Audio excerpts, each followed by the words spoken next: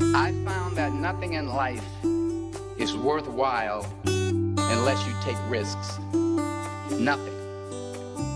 Nelson Mandela said, "There is no passion to be found playing small and settling for a life that's less than the one you're capable of living." Now, I'm sure in your experiences in school and applying to college and picking your major and deciding what you want to do with life, I'm sure people have told you to make sure you have something to fall back on. Make sure you got something to fall back on, honey. But I never understood that concept, having something to fall back on. If I'm going to fall, I don't want to fall back on anything. I want to fall forward. I figure at least this way I'll see what I'm going to hit. Without consistency, you'll never finish. So do what you feel passionate about. Take chances. Don't be afraid to fail. There's an old IQ test was 9 dots. And you had to draw 5 lines with a pencil within these 9 dots without lifting the pencil. The only way to do it was to go outside the box.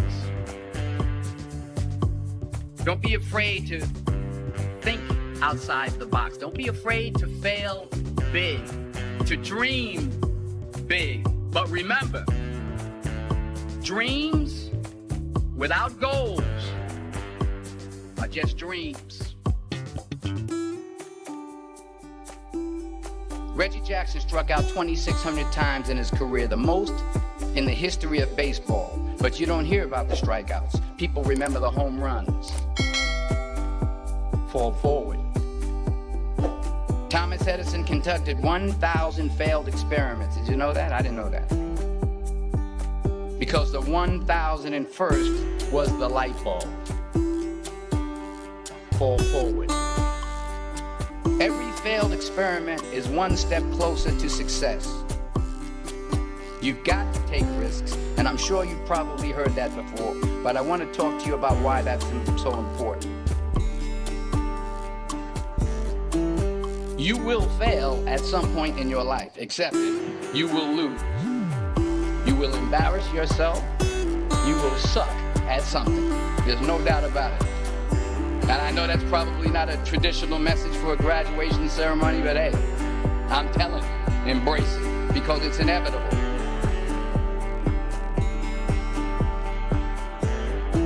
In the acting business, you fail all the time. Early on in my career, I auditioned for a part in a Broadway musical. Perfect role for me, I thought. Except for the fact that I can't sing. I didn't get the job. But here's the thing. I didn't quit. I didn't fall back. I walked out of there to prepare for the next audition, and the next audition, and the next audition. I prayed. I prayed. And I prayed. But I continued to fail. And fail. And fail. But it didn't matter, because you know what? There's an old saying. You hang around the barbershop long enough, sooner or later you're going to get a haircut. So you will catch a break. And I did catch a break. Last year, I did a play called Fences on Broadway. But here's the kicker. It was at the Court Theater.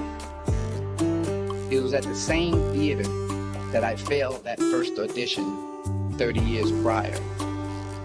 The point is, every graduate here today has the training and the talent to succeed. But do you have the guts to fail? If you don't fail, you're not even trying. I'll say it again. If you don't fail, you're not even trying. To get something you never had, you have to do something you never did. So imagine you're on your deathbed, and standing around your deathbed are the ghosts representing your unfulfilled potential. The ghost of the ideas you never acted on. The ghost of the talents you didn't use. And they're standing around your bed, angry, disappointed, and upset. They say we came to you because you could have brought us to life, they say. And now we have to go to the grave together. So I ask you today, how many ghosts are going to be around your bed when your time comes?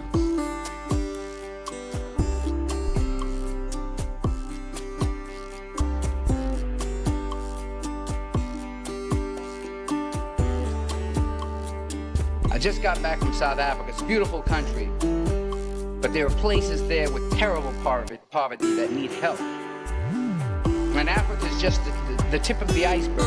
The Middle East needs your help. Japan needs your help. Alabama needs your help. Tennessee needs your help. Louisiana needs your help. Philadelphia needs your help. The world needs a lot, and we need it from you. We really do. We need it from you young people. I mean, I'm not speaking for the rest of us up here, but I know I'm getting a little grayer. We need it from you, the young people, because remember this. But you got to get out there. You got to give it everything you got, whether it's your time, your talent, your prayers, or your treasures. What are you going to do with what you have? I'm not talking about how much you have.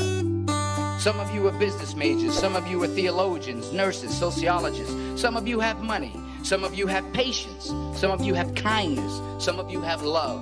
Some of you have the gift of long suffering. Whatever it is, whatever your gift is, what are you going to do with what you have? All right, now here's my last point about failure. Sometimes it's the best way to figure out where you're going. Your life will never be a straight path. I began at Fordham University as a pre-med student. I took a course called cardiac morphogenesis. I couldn't read it, I couldn't say it, I sure couldn't pass it. So then I decided to go into pre-law, then journalism.